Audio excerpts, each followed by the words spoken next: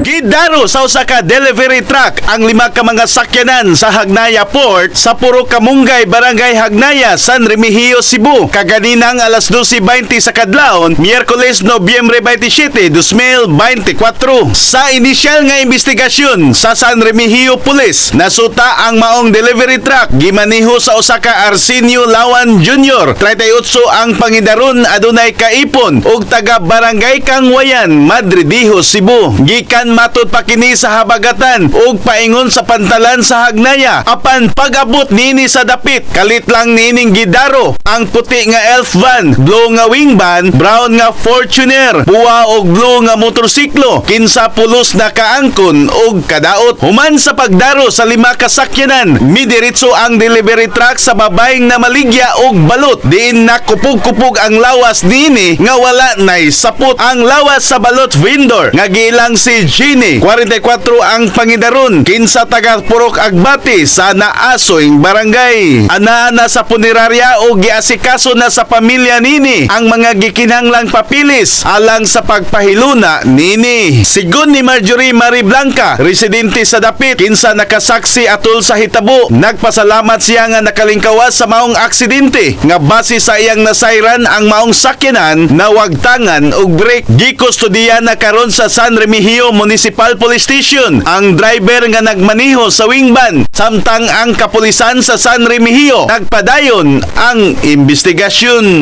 In the heart of changing lives, ako si Brigada Alan Tangcawan sa 90.7 Brigada News FM Cebu, the Music and News Authority.